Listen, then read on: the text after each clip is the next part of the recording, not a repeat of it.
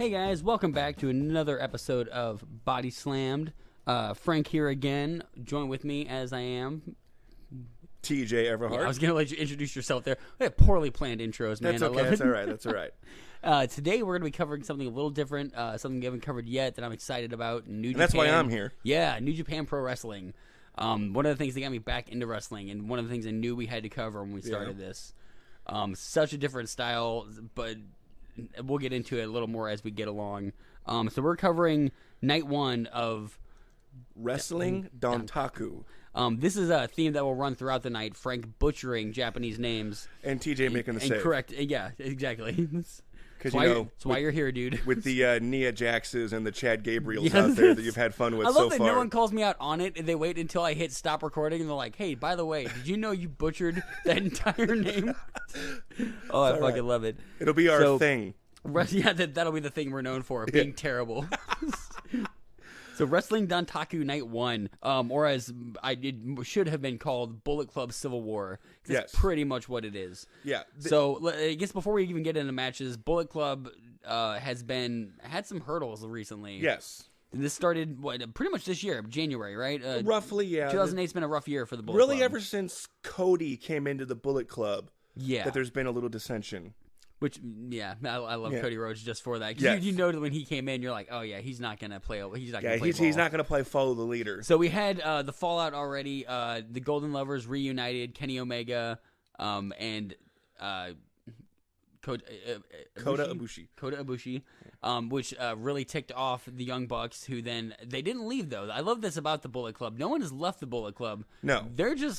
They're picking sides, though. Yes. We're getting a 1998 NWO vibe going on here with the Wolfpack in Hollywood. Oh, it's so great to relive. Yes. So I guess just jumping straight into our first... Well, actually, before we even get to the first match, the difference between the crowd and the venues from a Japanese wrestling show to the American. Well, it's twofold for this. The reason why New Japan, other than the Tokyo Dome show, runs these smaller venues, the venues that, like, Raw and SmackDown are in are basketball and hockey arenas. Yes. And basketball and hockey not being that popular in Japan, you have the major soccer stadiums and venues, which like Tokyo Dome, and then you have halls, basically, where there would be like small sporting events or sumo or concerts. Yes, well, we would almost refer almost like a VFW hall in America. Like it's something a very small venue. Somewhere it's like... Well, in America, we have so many arenas for different things, and they just don't in Japan. So they run a lot of these hall shows. Now, having said that, I prefer, and you see a little bit with NXT, the smaller crowd size. Yeah, the Full Sail type of crowd. Now, when you get, like, I mean, I'm bad at estimating crowds, but night one of Dontaku, I would say...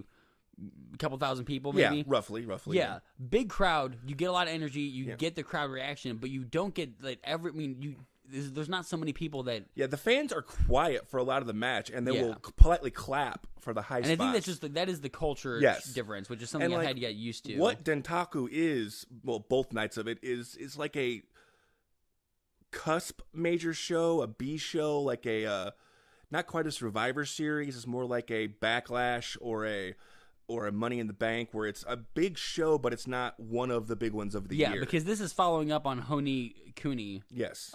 Which was the big show. Well, and then the big show of the early spring. Yes. Yeah. And then this is actually, I believe, if I'm not, correct me if I'm wrong, the first night the first year Dontaku is doing 2 nights. It's always been... It's been 2 nights for a few years now. Okay, but this is something relatively new. The thing with New Japan is it's more date-specific than it is day-of-the-week specific. The Tokyo Dome show is always January 4th, no matter what day of the week it is. On. Dontaku is almost always the 3rd and 4th of May. Okay. Regardless of the day of the week. Interesting. So we have a really interesting show, 9 matches, kind of a stuff card. On the first night. Yeah. A lot of these guys pulling double duties. Yes. They will be here the second night. You have to imagine what this show almost is night 1 being a pay-per-view and night 2 being the Raw after. Yeah, where the fans are like it's the super sized crowd fans. Yeah, so let's get into our first match, Bullet Club, right away, which is going to be a theme that runs throughout the night. Yes, because this was the Bullet Club's 5th anniversary. They came around Wrestling Dontaku 2013. This was they're wearing the special kimonos throughout the night. Yeah, they were handed out. They talk about that a little bit, that they did a special, which I'm guessing was just fraught with tension because of the eminent split. Yes, because certain people didn't get one. Ooh. So our first match, we have Bullet Club represented by Chase Owens and Yujiro Takahashi. Yeah, that's good enough. Good enough. Yujiro Takahashi.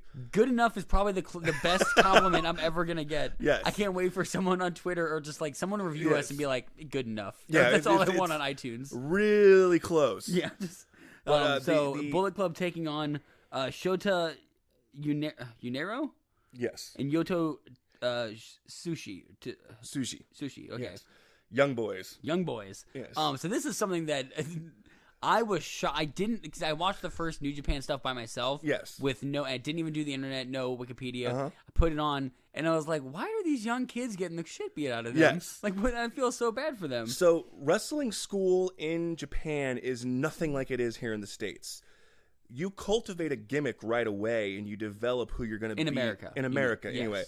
In Japan, you black boots, black tights, and a very limited moveset while you're training. That's the thing that interests me the most, is that in one of these matches, I believe actually maybe this match, they pull one of the young boys, young lions sometimes. Yes. So, okay, really briefly about the young boys. There's an event called the Young Lions Cup every year in New Japan, and it's all the young boys in a tournament. And if you have a good showing, or if you win, then you get your gimmick, or you get what's called an excursion. You get sent around the world to hone your craft and hone your gimmick. Yeah, and kind of learn the different styles of wrestling that are around. So the limited moveset, because one of the young I want to say young bucks, but one of the young boys does a move off the top turnbuckle, and the commentator specifically says like, oh, he was just allowed to use that move, which I think is like the cutest thing. Yes. That like, oh my god, it's like a video game. He just unlocked that superpower. Yes. He can finally sail to the top of the turnbuckle. He got enough dollars and he can buy it in the SmackDown Mall now. Yeah, exactly. I love that they play it like a pay-to-play video game. Yes. Loot box. So are the young boys pretty much cannon fodder? Do they get jobbed out mostly? So here, like, the hierarchy is, when you first start working as a young boy, you work with other young boys in a match against established stars. You still have limited moonset. You still have black trunks, black boots. A lot of times they shave your head. Yes. And then once you move on a little closer to the Young Lions Cup, they will put you with a superstar. Later on, we'll see Yuji Nagata.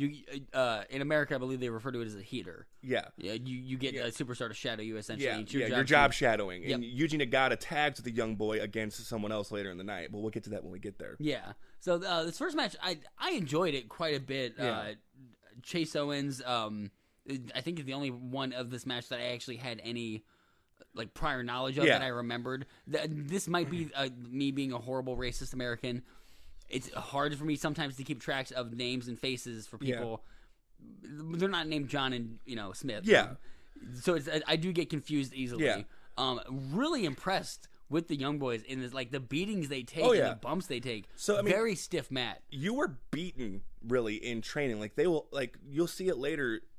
They will open hand slap these young boys as part of your training. Is to toughen you up. Yeah, and we'll actually get into it a little bit later with some of the remarks the commentators make that had me cracking up. Like one of the first things you do in your wrestling they call it a dojo, not like a wrestling school or training, is you just get open hand slapped by whoever's training you, just repeatedly slapped in the face to see how tough you are. Oh, well, that will do it, I believe. Yeah. One of the commentators actually calls out when the young boy goes up top and does a missile drop kick.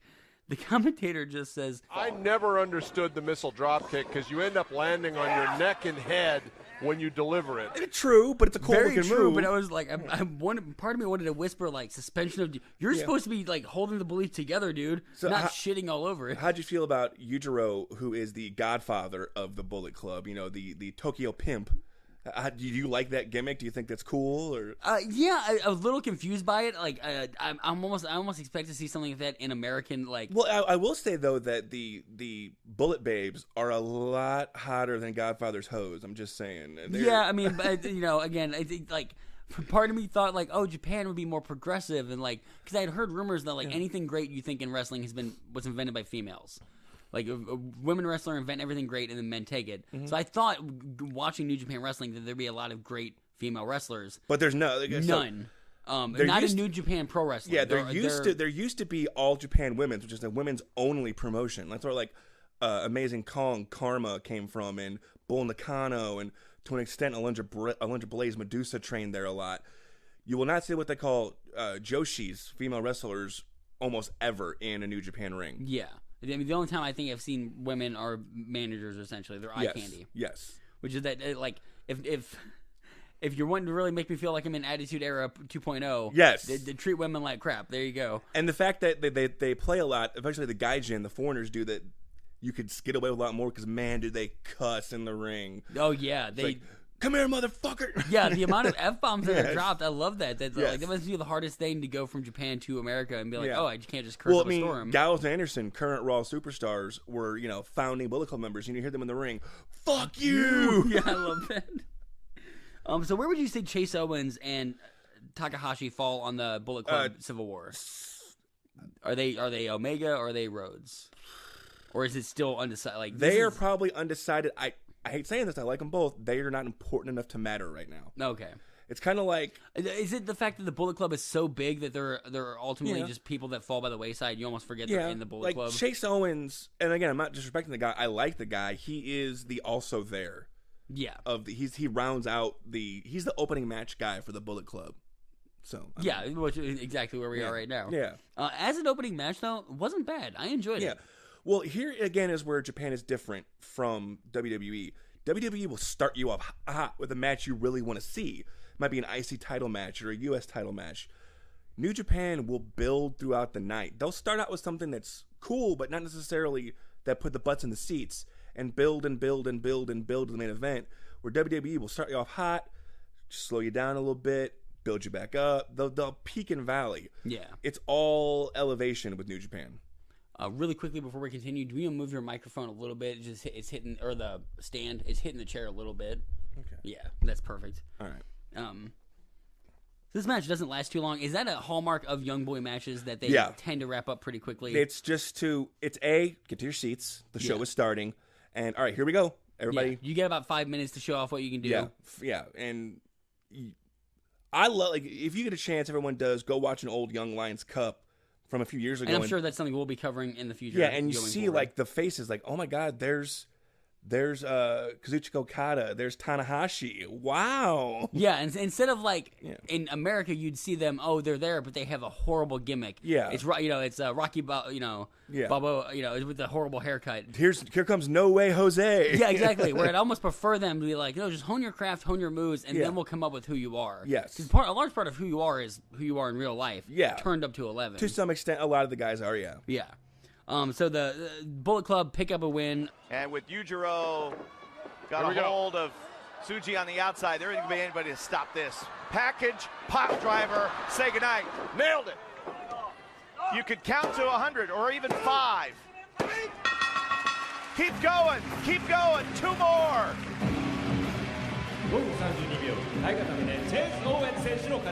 A package pile driver from Owens to Umino? Omani. Yes. The spelling of these names and the pronunciation are worlds apart in my opinion. Trust me, they have just a hard time with your name. That makes me feel better and a little less racist. So moving on, Jushin Thunder Liger. Do they call him Jushin Liger or Jushin Jushin Thunder Liger or Thunder Liger? Thunder Liger. Okay, I thought there was something about him not being able to use the full name outside of certain. Yeah. So it's Jushin Liger, Ryusuke Taguchi. Just call him Taguchi. That's all you need. The funky weapon, Taguchi. I will refer to him as the funky weapon. Yes. Tiger Mask 4. That's a name I can pronounce. Yes. That's a name I can get behind. Tiger Mask, if those that don't know, was originally a manga, then an anime. And there's been 4 Tiger Masks, obviously from Tiger Mask 4. And he always battled his great enemy, Black Tiger. And a little bit of ha, one of the Black Tigers was Eddie Guerrero. Really? Yes. Oh, that's a neat little twist. So how long did Eddie Guerrero... was he in New Japan? I believe in 3 years he was in New Japan. Really? Sure. Yeah. Damn, I'm surprised. There's a lot of people I wouldn't have suspected had wrestled over there. Yeah, totally Chris Benoit was flying Pegasus. So we have these 3 taking on Ren Nariti. Am I pronouncing that right? Yeah. Tomoyuki Oko. And Yuji Nagata. Yes. Man, I really like Blue Justice. Yuji Nagata. He's over with the crowd, is he not? Well, he's a former IWGP champion several times over. He wrestled Scott Norton and Vader for this belt. That tells you how long so he's been around. who would be his equivalent that I would know Americanized of someone who's like? I would say he's of the level of a Randy Orton. Okay. Yeah. So he's about that level of respect. Yeah, someone that's been a champion a few times but never was the guy. He was never the face of the company, but he's definitely He was a world champion. Yeah. Someone you could believe being a world champion. It's also something I noticed, like, we're 2 matches in already, but something that will become apparent. Not a lot of one-on-one matches in the beginning of these. Yeah. They go heavy on the teamwork. Yes. Lots of 5 or 10-man matches. Yeah, but what I'm surprised about is their ability to keep that interesting and keep it fresh from match to match. It doesn't get stale, where I think WWE would after a while. There's not 8 singles matches and the one obligatory tag match. Yeah. Where it's almost the exact opposite in New Japan, where it's like, we're going to stack this with tag team matches. And get everyone on the card, see what they look like. Oh, then here's the match you came for. Yeah. And also, I think it gives you interesting team, like people you might not expect to team up who eventually will have to because. But how'd you like Nagata's T-shirt with his face on the inside of the T-shirt? Dude, when he pulled, okay, I was gonna ask you, does he do that? Yes, every often? match. I love that. Yeah. When he I was wondering what he was doing. And the moment he pulled it up and he has it like imprinted on the inside of the T-shirt, so it like fits his face. Yeah. I got a huge laugh out of that. Yeah. The humor in New Japan is so much better. What you think when it's as hard hitting and as strong style as it is, you wouldn't think you'd get that much humor, but you totally do. You do, yeah. Despite the fact that, like, I was telling a friend who doesn't watch much wrestling, they're like, oh, so they're more into buying the theatrics and the fact that this is theater, but they also beat the hell out of each other more. I'm like, yeah, it's a weird like cross between both worlds, and it goes into the whole theory of Japan as a weird place. But that's I mean, any foreign place, I'm guessing is weird, but yeah. Well, I can tell you some stories about Japan, but we won't go there. Yes. So Jushin Liger picks up the win.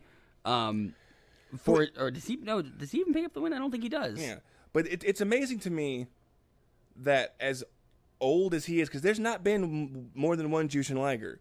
This isn't Tiger Mask. This hasn't been traded off as a gimmick. Yeah. It's still the same guy that wrestled Brian Pillman in '92. And you can tell he's got a bit of I don't want to say a gut because it's not a gut. No. It's what old men get because you can't maintain a 6-pack.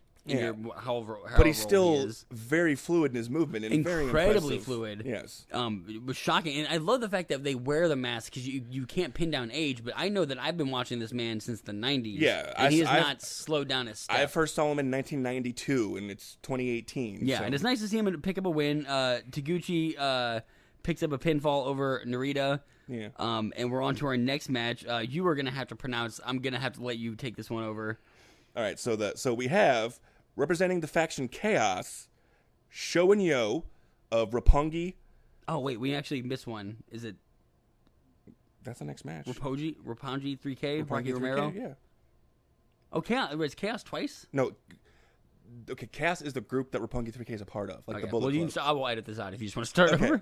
So representing Chaos, we have the team of Sho and Yo, Roppongi 3K, with their manager / occasional teammate, Rocky Romero, against Suzuki-gun, which is Izaka, Davey Boy Smith Jr., and Lance Archer, who those of you that watched WWE will know Davey Boy Smith Jr. as the son of the British Bulldog, and Lance Archer from either the WWE ECW as Vance Archer, where I know him from, or from TNA as Dallas, which is early TNA, but he's doing so much better for himself in Japan than he was there. Yeah, and I'm actually this might have been my early highlight, a match that I wasn't particularly excited on. It came on, I was a little distracted, and then it immediately caught my attention, and I was just captivated. Yeah. I loved Rocky coming out with he always does it for this team with the fire extinguisher blowing the smoke along with the beats. This is his third different team he's been a part of that had the name Roppongi in it, because he and Trent Beretta were Roppongi Vice, and then he was just in Roppongi. And now he's in Roppongi 3K. So he has a real hard-on for it. It's a neighborhood. It's an area of Tokyo. So he's got a real hard-on for this part of Tokyo.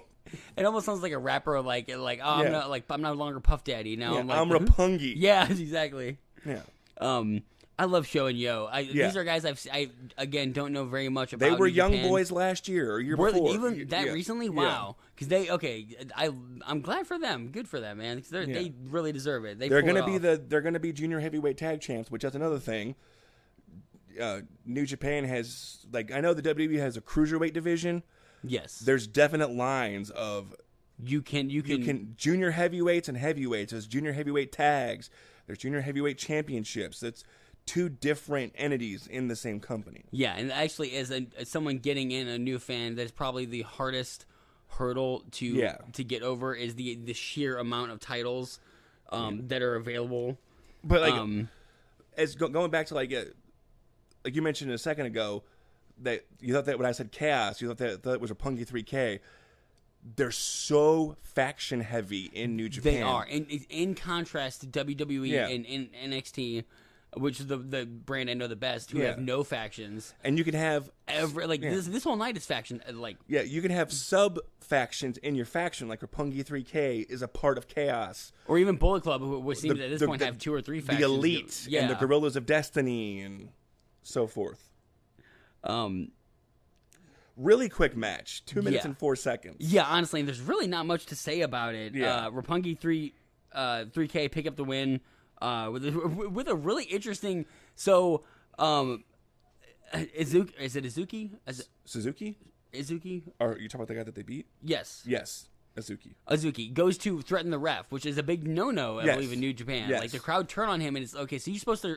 You can be a heel, just don't touch the ref, because that's a bad boy thing. Yeah, and we'll talk about it later on with something that's going to happen in the last match. Yeah, well, and you mentioned the Young Boys earlier, too, is you see them around the ring. If you're not wrestling, you're a ring attendant. Yeah. And you're helping the wrestlers out back, and, But yeah, so Azuki goes to, intimidate the ref. Yeah. And they get a schoolboy pin. I don't know the last time I saw someone get a pin on a schoolboy. Yeah. Like I maybe 92. It happens more often in Japan. That surprise win. Yeah. But yeah. It was shocking, but it was also like I thoroughly enjoyed it. That's the way to make a short match enjoyable and entertaining. Like, whoa, what just happened? Yeah, if you thank God I started paying attention, because I would have missed the entire match. For sure. So next we get Chaos, who I thought you were talking about. Yes. Another part of Chaos. Yes.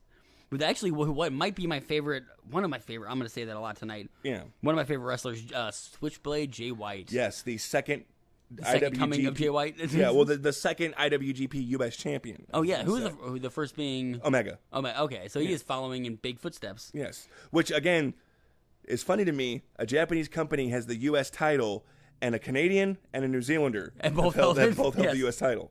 Well, they're allowing everyone to participate. So we have Hiroki Goto. Yes, Jay White, Tamahiro Ishii, Toru Yano, right, Yoshihashi, all on one team, yes. And they're fighting off against Dave Finlay, Juice Robinson, Michael Elgin. You're going to have to pronounce these last 2 names for me tonight. Toa Henry. Yes. And Takoe Makabe. I was so worried when this started because at this point, actually in the Raw we just went to, we saw a 5-on-5 tag team. They're so incredibly hard to make interesting, in my opinion. And this might be one of the best I've seen. Yes. It is so damn good. And, say what you will, unfortunately or not, Michael Elgin is pretty much stuck in Japan now. Even though he's was running a local promotion here in St. Louis, but he can't do that anymore. Really? You didn't hear it? Should I elaborate on this real quick? Yeah, go for it. He was implicated in covering up a sexual assault of one of his students by a male student. And so he sold the promotion here in St. Louis and is almost working exclusively in Japan now. Well, now I'm glad he loses. Speaking really quickly, I want to get back to the Young Boys. They keep making reference to the fact that these kids are going to get beat backstage. Yes. And I don't it starts as a joke, but it's clearly as the night goes on, you see Suzuki at one point just slap the shit out of him. We lost the match. We'll take it out on these young kids. Yeah. I just have to get to that because it's still shocking to me. Is it done for humor? Is the crowd, or is that the crowd expects the Young Boys to get beat? Like you go like, oh, they're gonna do the Young Boys, and it's like going to an MMA fight and seeing Brock Lesnar face some guy from the crowd. Like, let's see that. Yeah.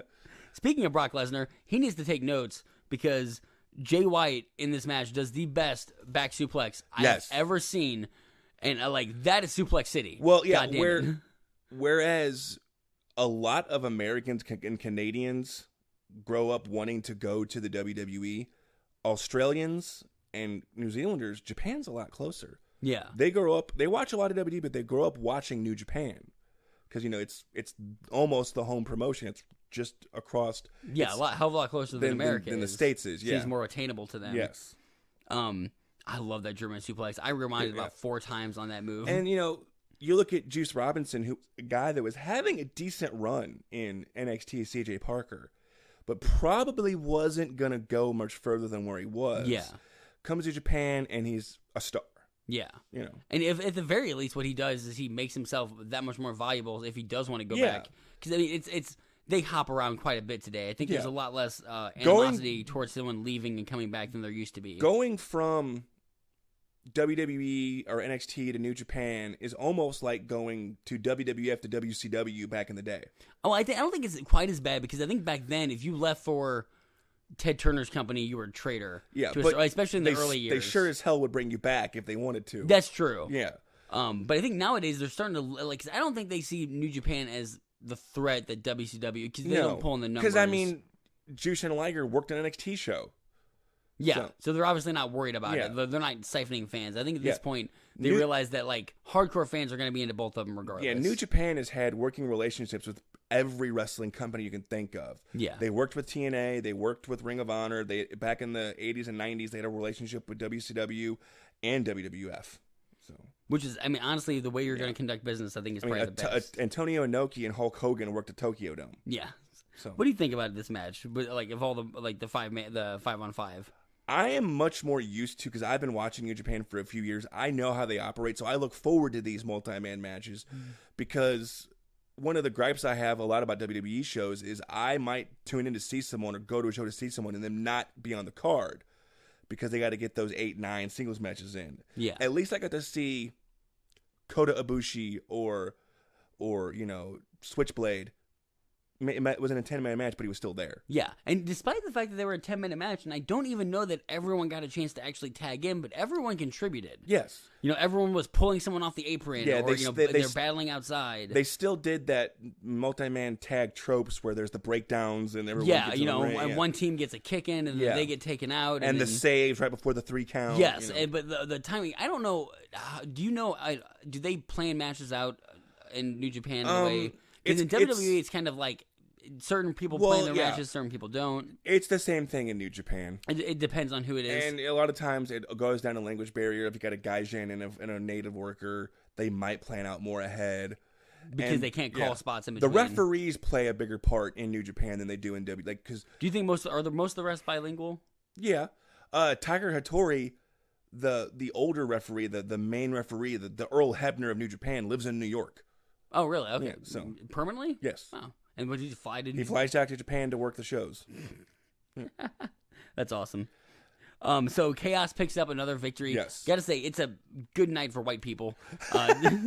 That'll get more apparent as it goes on, but I was surprised with the amount of Westerners who are winning their matches tonight. We get another Bullet Club match. Yes. This really is Bullet Club all night. Probably maybe my favorite match of the night. Yeah. Marty Scrull, the villain, Matt Jackson, Nick Jackson, also the Young called Bucks. the Supervillains. The Supervillains. Well, because like I said, every faction has cliques. Yeah. There was the Elite, which was Marty and the Young Bucks and Cody and Kenny. Then there was the Super Clique, which was when Adam Cole was in. It was Adam Cole and the Young Bucks. And, there's the Girls of Destiny. And, there's all these different little interchangeable factions. And I thought there were already a lot of Bullet Club shirts, but they're not releasing nearly enough. No. Because every one of these needs their own. Listen up, Hot Topic. Yeah. There's a handshake at the beginning of this match. There's a too sweet in the beginning of this match. Yeah. And a handshake. Which I'm guessing is just like they're showing respect. I love that the crowd enjoys that. Yeah, because you've got the Bullet Club going, because you've got the Marty Scroll's pretty much team Cody. Oh, yeah. And you got Matt and Nick, who are kind of wavering either way, the Young Bucks. Then you got the Girls of Destiny and Bad Luck Fale, who are like, we're Bullet Club, but we're over here. We're doing our own thing. So the handshake that was nice quickly turns not nice because Scroll attacks. Because this is a championship match. Yeah. This is for the 6-man tag belts. Exactly. The Never Openweight. What does that title? Is that an acronym or is that? You're gonna make me say it now, but yes. So Never is an acronym, and the Openweight signifies that anyone can challenge for it. But the Never, I forget. It's like Never Ending, New Blood. So it's some long, yes, seemingly NEVER. Each letter stands for something. Okay, I thought they just picked a random English word that they thought sounded cool. Yeah, but I wonder if it's an acronym or a. It definitely is an acronym, but I can't remember exactly off the top of my head. I'm wondering if it was designed as an acronym or if they found the word and they're like, oh, we'll make it a post acronym. We'll make it fit. We'll make it work. Yeah, but they're one of the only companies that have a 6-man belt. ROH has one now. But they didn't have one cool, forever. Though. I really especially we had talked one of our earliest episodes, NXT, Takeover New Orleans, where I was like, wow, with the Undisputed Era, they could really use a 3-man tag belt. Yeah. The only problem is you don't have that many teams in America. So the Never in Never Openweight stands for New Blood, Evolution, Valiantly Eternal, and Radical. Yeah, I know. God, I don't know why that's the funniest thing I've fucking heard. But it's like you say, they just picked a bunch of words they thought sounded cool in English. It's like those people that have the super happy lucky rainbow. It's the people that have the Kenji tattoos. Like it means honor. No, it means soup. So getting back to this match, the Young Bucks, they might be the best tag team ever. They are not ever, but they're the best going right now. Yeah, their teamwork. Probably the fact that they grew up together. Yes. They can read each other's minds to a certain extent. Their timing is impeccable. The fact that they can land these moves and launch themselves at the exact same moment. One of the funniest moments to me is when the villain tries to body slam Bad Luck Fale. Fale, an original Bullet Club member. He does it with such confidence that he can do it. He just turns around, I'm gonna pick him up, and then immediately becomes frightened. Yeah. It's a great comic moment. But these other than these belts, the titles don't change hands much in New Japan. But these belts came around 2 years ago in 2016. We're already on the 17th team. Oh my goodness. To have these belts. So yeah. So what's the average reign? About 2 weeks? Yeah, roughly. Yeah. Sometimes a day, because there's been before where a team will win them at the Tokyo Dome show, Wrestle Kingdom, and lose them at New Year's Dash the next night. So they are a hot potato. So the Young Bucks continue. I love this, double sharpshooters. Yes. As an old school wrestling fan, as someone who's been put in the sharpshooter by me. Yes, as someone who's experienced that move several times, I fucking love it. I love seeing it. I don't know if I've ever seen double sharpshooters in WWE. Yeah, I don't think so. No, and as many people that use that as a finisher, I've seen someone put 2 people in the sharpshooter, but never, Natalie's done it before. Really? Yeah. I need to catch up on that. That sounds really interesting. Yeah. Okay, I don't know how we haven't talked about this before, but the villain Scrull's finger snap. Oh yeah.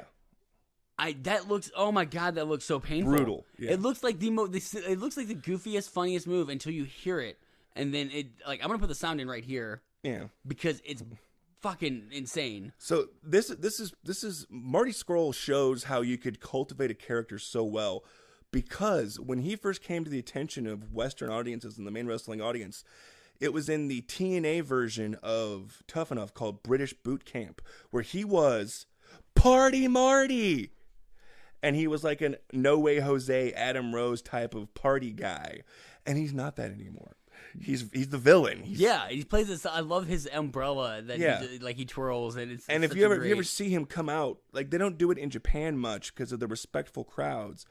But if you see him come out like a Ring of Honor show and the whoop whoop that they do when he comes out and he dances along with it. No, I haven't. His music is like the Kurt Angle "You Sucks." Yeah, it was one of those things where the crowd is picked up on the exact moment when and he comes out and does the Birdman call. Yes, it's just awesome. If you get a chance, I'm sure that's going to be something we'll be looking into in the future. Yeah. Speaking of awesome, though, this match is fucking. Anytime the Young Bucks are in the ring, I'm excited. I love this match. I love the Young Bucks. I really do. But the biggest knock on them has been that if you've seen one of their matches, you've seen them all. Yes. And again, that's not necessarily a bad thing. I still love their matches. Although I think that's a problem overall more in wrestling nowadays in general. I think every time I've seen Finn Balor, I've seen the coup de grace. It's just that their 5 moves of doom are a lot more entertaining than John Cena's. Yes, exactly. The Melter driver and whatnot. Yeah, speaking of, which we don't get the Melter driver in this, but we do get more bang for your buck. Fukuoka's alive now. More bang for your buck. They have done it.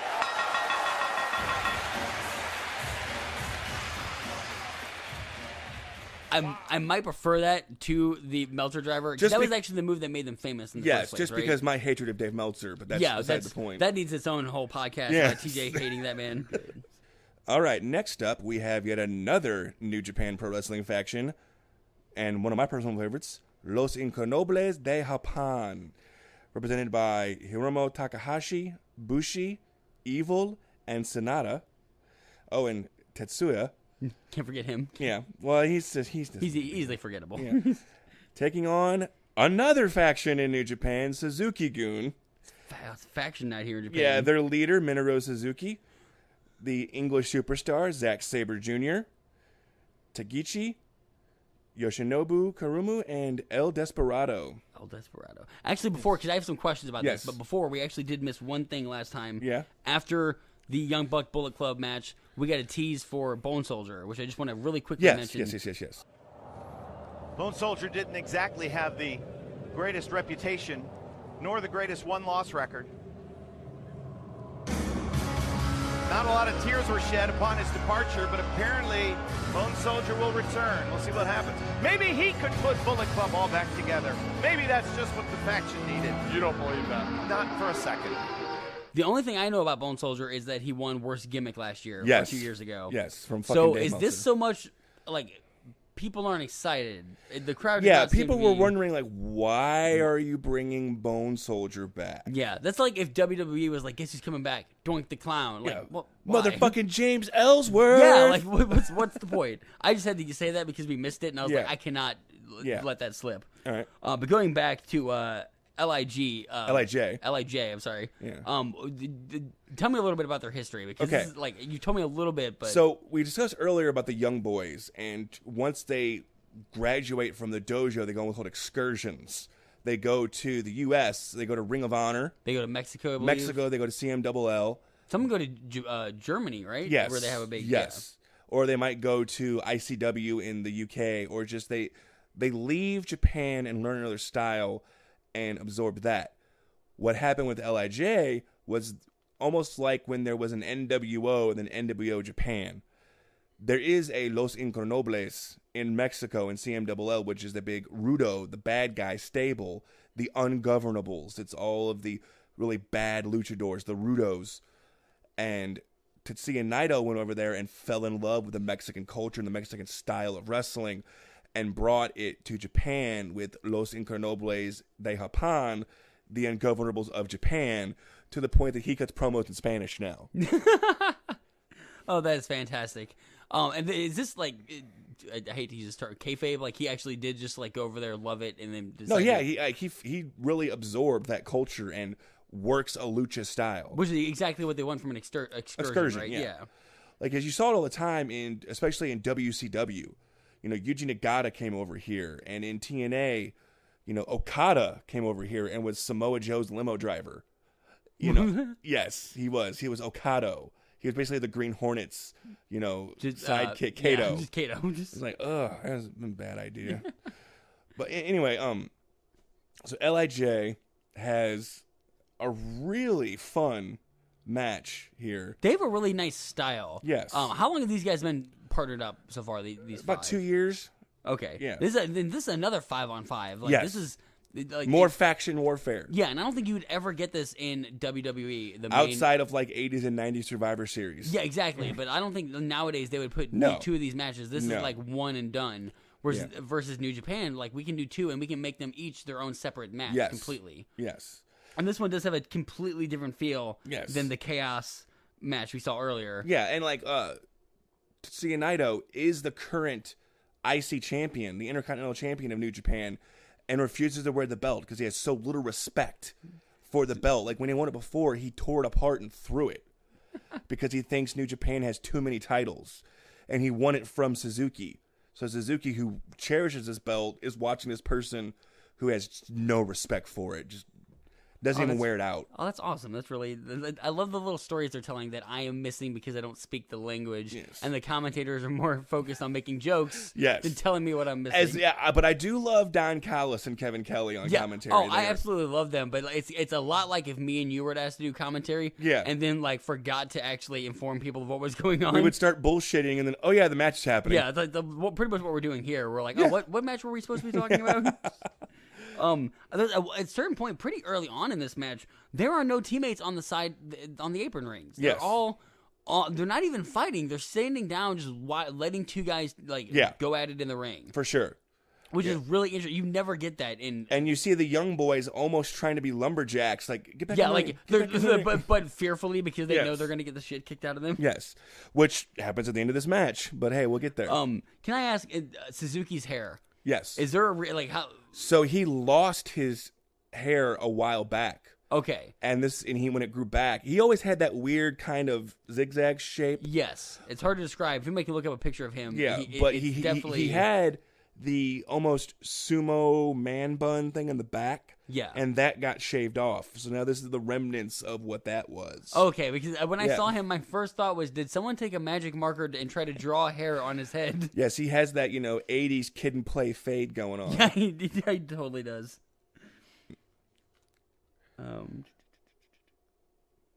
Zack Sabre Jr. with a lot of high-flying fun in this match. Too. Yeah, much more so than the last 5-man match I think we saw.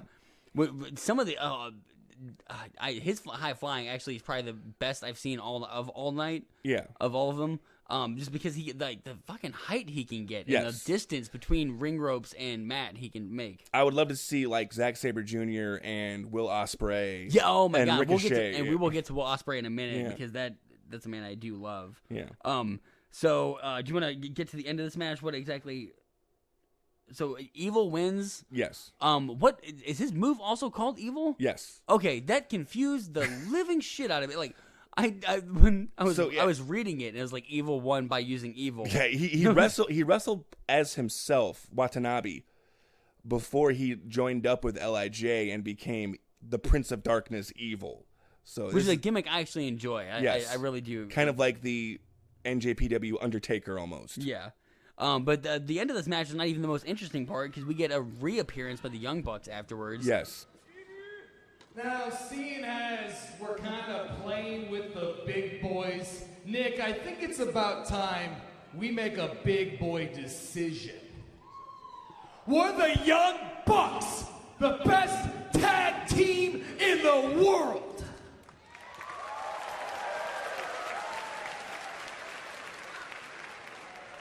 Evil Sonata, we challenge you for those heavyweight tag team belts. Wow. I like the sound of that. Who come down, and I guess just kind of challenge for the heavyweight tag titles. Yeah, yes. Which they just won titles, so they just won the never open weight 6-man titles. Yes, but now they already won a shot since they've just moved up to heavyweight, and it's pretty clear they've bulked up a little bit. Oh, they definitely have from even the last couple of pay-per-views I've seen of theirs. So they now won a shot at arguably the most coveted tag team belts in wrestling, the IWGP Tag Team Championships. And then they super kick Lij. Yeah. And I love anytime the super kick happens. I don't know which one of the commentators it is, but he just goes, "Oh, super kicks!" But it's not like he's screaming it. He just say like, "Super kicks!"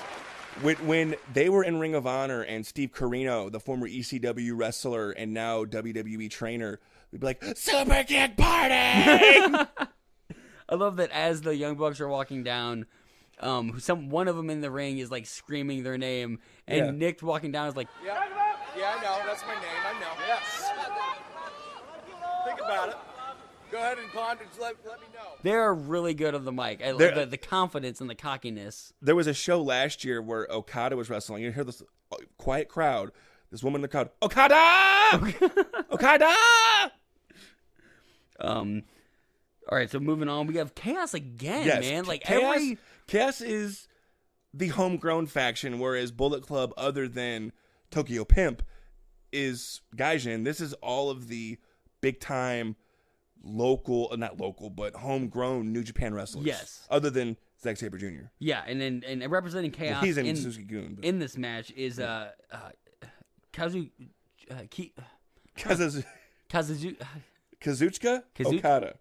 Okada. Okada is what I will be referring to him from now on. And Will Ospreay. Will Ospreay might be my favorite wrestler in New Japan Pro Wrestling right now. Yes. The one that I've been most impressed with. Mm-hmm. And they're taking on Hiroshi Tanahashi. You got it, Hiroshi Tanahashi. Woo!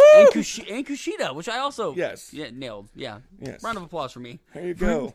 For pronouncing basic names that I should know. White boy comes through for a change. Yeah. So, I mean, again, you get a little bit of great high flying back and forth between Chaos and Tanahashi and Kushida. Longer match than I expected. Actually quite a long match. 16 minutes. Kushida does a badass DDT to Ospreay. Yes. Ospreay's on the turnbuckle, like ass on the top, and then out of nowhere, Kushida jumps up, grabs him, and like pretty much spike DDTs him. Now, on do his you head. like Kushida's like Back to the Future gimmick? I actually do. I kind of dig that. Yeah, and the hoverboard lock. Yeah, part of me always wants to be like copyright infringement. Like I guess it just like doesn't happen over there. Or but he's the time splitter. He's not really Back to the Future. And that's what I do with like the fire wrestling games where they name Undertaker like this is Grave Robber. Yeah, and you just rename him to what you know who he is. Yeah. We get a Tombstone, which I missed so much because it's pretty much Undertaker's busted a few out. He's back. If you listen to our last episode or two, you've probably heard us talk about it. But you don't see it that often. You never see it when it's not Undertaker. Yes. So to see Okada Tombstone Kushida is really rather remarkable. Yes. And it is a powerful looking tombstone. It is. He drops him right on his head. It is. You totally understand why they took that move out of rotation. Yes. The pile driver in general is almost persona non grata in North American wrestling. In this one they pulled it out sparingly. They used it almost near the end of the night. They used it once, and it got that reaction there. It got that crowd gasp of, oh my God. Oh, no. Yeah. And ironically, it wasn't even the end of the... No. Which I really was surprised. The ending comes really quickly afterwards with a Rainmaker from Okada. Like, he kicks out of the tombstone, gets a Rainmaker, 1, 2, 3. Like a tombstone can't put him down, but a vicious clothesline? Yeah, that's a little bit of a... Yeah, I was a little confused, and, like, too. I like the Rainmaker because I'm not one of the people that thinks that a clothesline can't be a finisher. No, look at Bradshaw. I think the clothesline from hell was in that Stan Hansen with the lariat. You believe they could take someone's head off. I think it's the same thing with the spear. If the person doing it can pull it off, it is a devastating. Like I always thought, Edge was too small for the spear. Yeah, but he's a look big at someone dude. Look at someone like Rhino, who short and carries stout. you 10 feet and then drops you on your back. Yeah. So Chaos picks up another win, actually. Yes. It's been a good night for Chaos. Yes. Good night for stables in general. Good night for the white man. Like, not only is he demolishing in America, but apparently he's kicking ass in Japan, too. All right there, David Duke. I was actually just a little surprised. I don't know if that was by design, but it's just like something that kept shocking me. I was like, do we not win enough? Do we have to keep taking their titles from them? This night's awfully white. Yeah. Moving on to another, probably the ultimate white, Cody Rhodes. Yes, there is not a more white man out there. Yes, taking on the other half of the Golden Lovers. Yes. Kota Ibushi. Kota Ibushi. Yes. Kota Ibushi, who I am starting to appreciate more and more. Who, if your only exposure to him was the WWE Cruiserweight Classic, please seek out his matches. Yeah, which luckily that was not my first exposure to him. Was the Golden Lovers reuniting. Pretty much just this year. Yeah. Although I've gone back and watched some of his old stuff, and I'm really surprised with how great he is and how he's not like. It doesn't seem like he's their top guy when he totally could be. Yeah. Well, the junior heavyweights, while they are respected and have their own titles, they don't draw the crowd like the heavyweights do still. Yeah. Like you could be successful and be a top junior heavyweight. You're eventually expected to go to the heavyweight. Yeah. I probably say this a lot.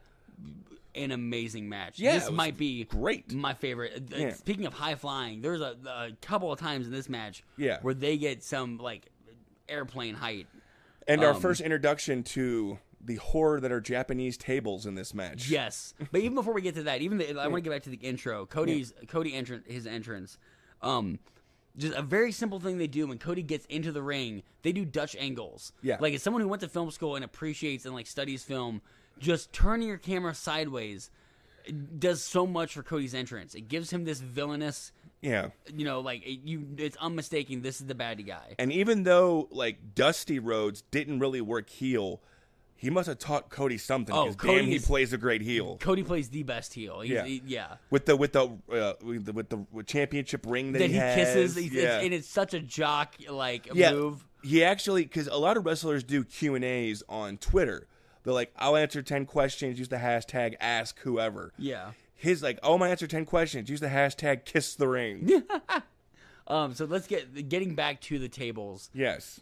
Japanese tables are so much different. Yes. First of all, they're smaller. Yes. They are. I quote them like a poker table. Yeah. It's essentially like if you put a couple of like 3 TV trays together. Yes. And they don't splinter. They are stiff. Now, as someone who's gone through a particle board table that like WWE uses, those aren't fun. No, they're not. Those hurt. We put my brother through one younger. These Japanese tables, when you put someone through it, the table does not break. They put a hole in it where your body was. Emotion taking over now, and instead Cody finds himself on that table, double stomp through the table, but the table doesn't give. The only thing it gives is Cody's ribs. Yeah, no kidding. And that's worse than going through the table in some respects, because as you said, all that pressure is on the sternum. He's going to do it again. He's going to do it again.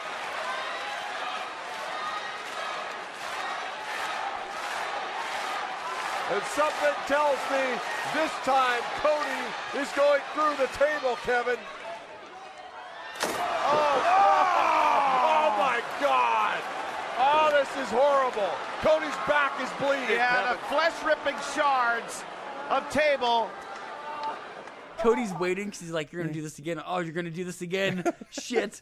Then the table breaks. But the table does not break in the way we are accustomed to in America. A clean snap. No. His back punches a nice little hole in it. Yes. And in doing so, lacerates his back in about 3 places. Yes. He's bleeding instantly. Yes.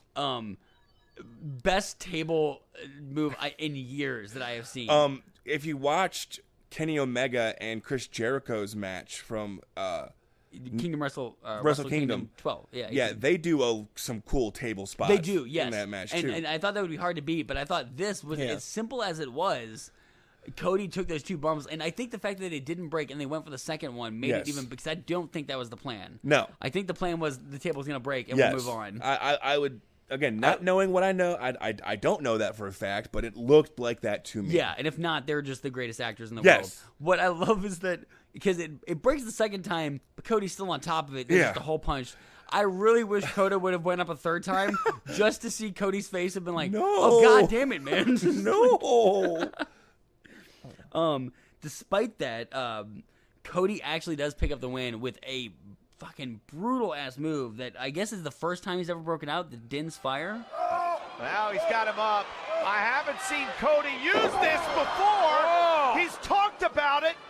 His version of the vertebreaker that's called Din's Fire. And it's a winner.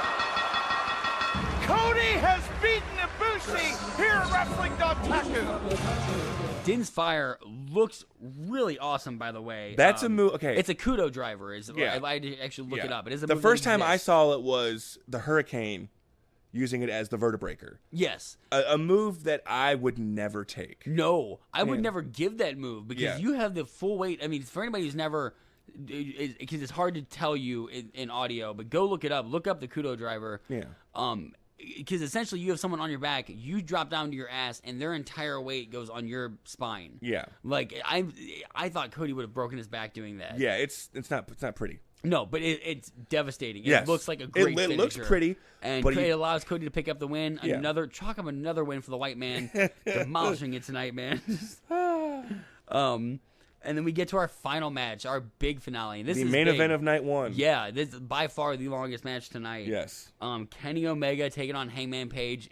Regardless, the white man's going to have a big night tonight because just to correct you, the Cody match was longer. Was it? Yes. Okay, it did not seem like it. It was 5 minutes longer. The Cody match. Wow, that is shocking. Yeah. Maybe just because I was so captivated the entire time because they were constantly diving over, out of the ring into the crowd. Yes. And when they dive into the crowd, like I love, and just to get back to that match really quick, Kota, before he goes to jump out on Cody, he waves the crowd away. Yeah. He's like, "Get the hell back! Yeah, I'm gonna hit you. You guys." need to move. Yeah. Because our railings are literally like little bitty aluminum railings. Yes. I'm going through it. So yeah, let's get to this last match. Kenny Omega, the Cleaner, taking on Hangman Page. It's Bullet Club versus Bullet Club. So it's Hangman Page essentially, I guess, like Cody's stand-in in this match. Hangman is Cody's right-hand man. Yes. Okay. So this is essentially where they would be like, yeah. He is okay. If Kevin Nash led the Wolf Pack, Hangman Page is Scott Hall. Yeah. So he's drunk all the time, is what you're saying. Wow. I love you, Scott Hall. I love you. Don't hate me. He's clean now, allegedly.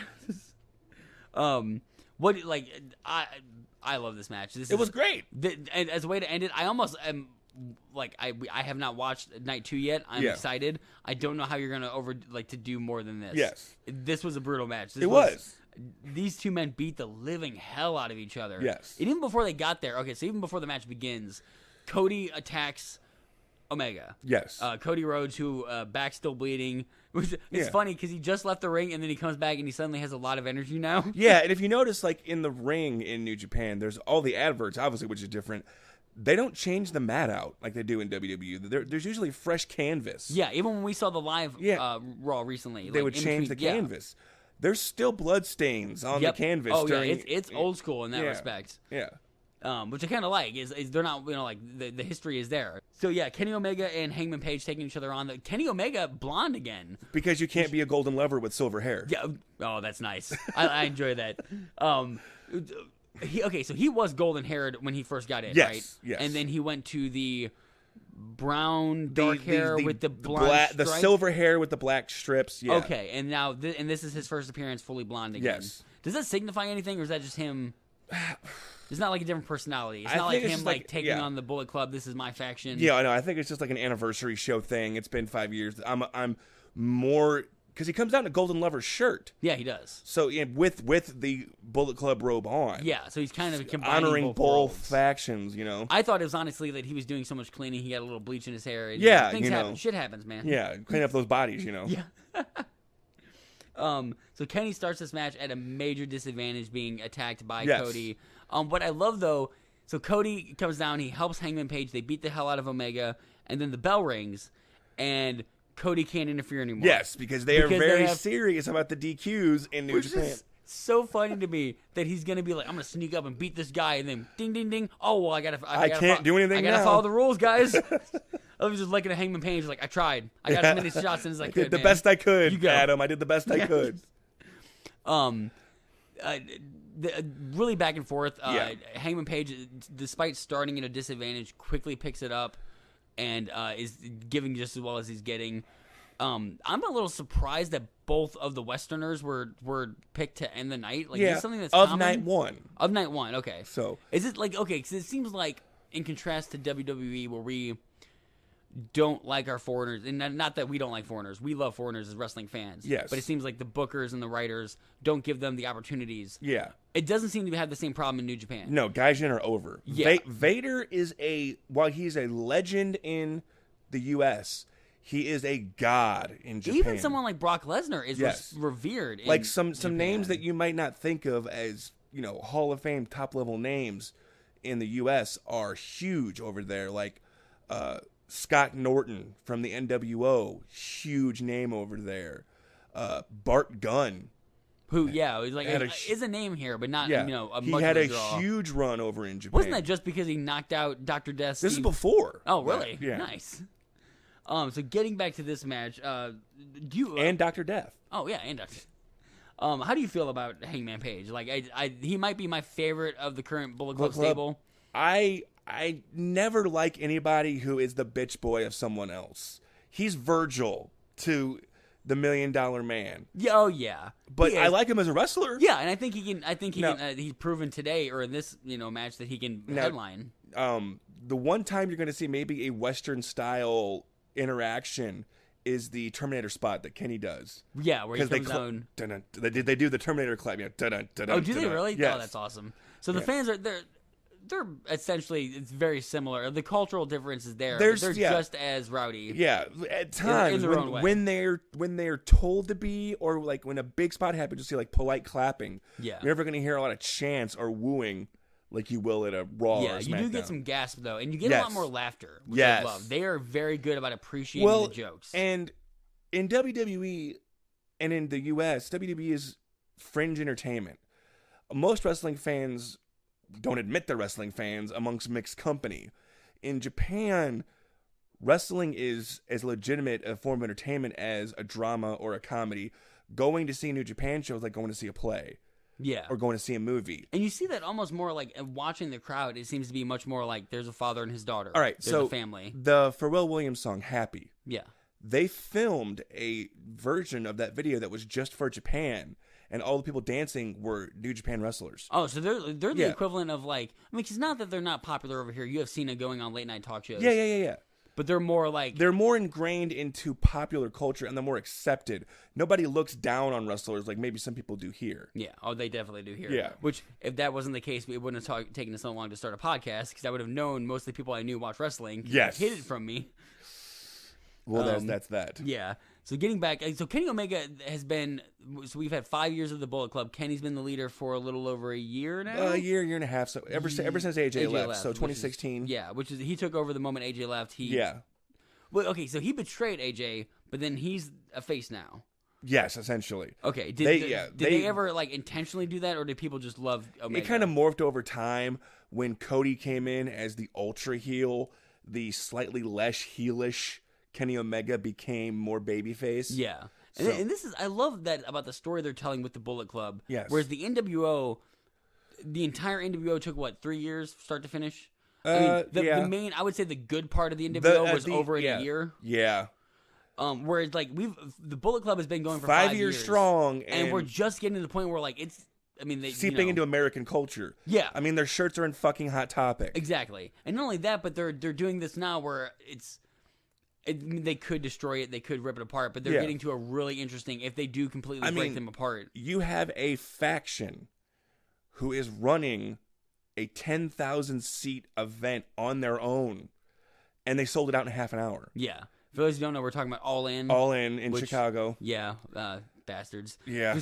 So it's still sad I couldn't get tickets to that. Yeah. We'll see. I'll scalper. Good luck. Or someone send me in fucking tickets, man. Well, did you hear about the scalpers? No. Okay. When the show sold out, this is off the subject of wrestling Dontaku, but it's relevant. Well, the Young Bucks, it's definitely relevant. You could only find 150 tickets on StubHub. Really? People wanted to go to that show that much that scalpers are being phased out because people want to go. I bought these tickets because I want to go, not to sell them. And that's actually what you... I think that's because, I don't know if scalpers would know enough to be like, this 10,000 venue... Scalpers know enough that if they saw a hot ticket, they would buy it. But enough fans bought the tickets, they're like, scalpers and so limited choice. And you can see, this match is a perfect example of why people would pay that money. Yes. Kenny Omega is obviously going to be in Chicago for All In. Yes. And he is a hell of a draw, man. Yeah. I don't know what age he is at now. I've only seen him wrestle for, the last year. Yeah. I've heard he's been amazing the entire time. He kind of came in kind of hot, didn't he? What would WWE have done with him if he had stayed in developmental? Yeah. He was in developmental, but he was one of the first ones to leave over the whole Bill DeMott debacle. Yeah. And I think it would be similar to what they're doing with AJ now, where it's not like he's getting squandered. He's the champ. Yeah. What do you really got going on? An endless bout against Shinsuke that's going to run his course and nothing else going on. Yeah, I was excited at first. Now the fourth match. Versus, Kenny Omega, he's in a great match tonight against his own teammate. And they're making a hell of a story out of it. And then this is just furthering the story of his group falling apart. Yes. And him desperately trying to hang on to it. But getting back into the match, we see those pesky Japanese tables again early on. Yeah. Oh my God. I was surprised we didn't see the table with the hole in it. I really hoped that Hangman Page would use that one, the one that made. This is for Cody. Yeah, exactly. My lover. Or even Cody's down there, he could pick it up and look at it and be like, I remember this. You see the inverted Hangman's pile driver right on the top of Kenny's head. Outside too. So there is padding on the outside of the ring. Not much from the looks Not much. of it. It's a WWE equivalent. It's a tumbling mat. Yeah. but an inverted DDT, and Omega takes his head just straight into it. And there's a nice Kenny Omega shaped hole. I want that table. Yeah. Like, I could put a potted plant there. I could put this. And then the Ric Flair level of blood coming out of Kenny's head after that. Yeah, the moment, and that's why me and you were talking like, is it a blade job? Did he? No, do I don't that? think it was. There's no way. That was a hard way. That way, because he hits and immediately blood is streaming down that nice golden hair. And I'm just so glad he was blonde now, because blonde hair and blood mix so well. Yes, isn't it? It is. Which is why Ric Flair was blonde for so long, and Shawn Michaels. And... I'm a little upset that Kota Ibushi can't come out and help his own teammate. Yeah. Like, come on, man, Cody, you beat Cody, and Cody came out to help Hangman Page. But he's in the back, like, I'm hurt. But you won your match. Yeah. Oh no, you didn't. When you lost your match. I would say, what the fuck? No, he didn't, Frank. You lost your match. Still, come on. Yeah. Cody went through a table, and he's out here. But that's the power of the vertebraker. Yeah. What do you, I love the One Wing Angel. That might be a bit too setup heavy for me. Like, yeah, it's not a move that can come out of anywhere. Yes, it's not the RKO. That. It's the pedigree. It's a 5-second setup. But on the plus side, when it hits, you know it's over. Yeah. Coming right towards us. Oh! Left wide open. The V trigger again. And now, up on his shoulders. Not much he can do to prevent it this time. The One Wing Angel. He has done it.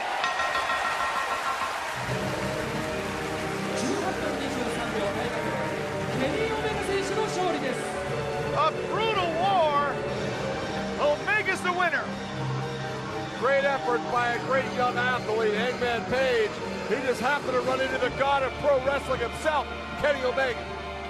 One-winged angel, and that's all. No one kicks out. And I love that Kenny has that confidence that he doesn't even cover the guy. His foot is kind of on him. Yeah. And then he's just he's with his in hand. the hand. 1, 2. And then he doesn't do 3. He just whips his hand like, you know I won. Yeah. I'm Kenny fucking Omega. Yeah, great match, great end to the night. Yeah. I thoroughly enjoyed it. I'm so glad we covered this as our first New Japan pay-per-view. First of many. We will be covering more New Japan shows. We will be covering more, but we picked a perfect night to start it on. Yes. A little bit of everything. Yes. I don't know. I mean, again, I don't know a lot about New Japan, but I don't think I was missing anything. You didn't. There was no big stars that did make an appearance, really. As your big complaint about previous WWE pay-per-views was they didn't tell the backstory enough. Yes. I think New Japan does that. They do. Even in the commentary or in the match. Yeah, especially I don't speak the language, and I felt like I was getting more of the story here than I was being understanding every word of the Greatest Royal Rumble. Like with New Japan World, it's a crapshoot. Not everything is in English. Yeah. Some of it is regardless, you get the you get what's going on. Absolutely. All right, so that's probably going to do it for Wrestling Dontaku Night 1, right? Yeah, Night 1, we will be sure to check in. Yeah, I think that's about everything. You think so? Be sure to check in with Night 2, where we cover pretty much everyone here pulling double duty. Different various matches. Yeah, the next night, though, so not a lot of time to rest up from the bumps and bruises. So be sure to follow us on Facebook, Twitter, or Instagram. Hit us up there. Send in any questions, emails, comments you guys have. If you disagree, if you can't stand the way I pronounce these names, please let me know. Or if you have an idea for one of our topic episodes, hit us up. Shoot us in. Shoot us in some topics. We would love to hear from what people would like to hear us cover. Yeah. So until next time, guys, I think that's it. Yeah. And you've just been body slammed.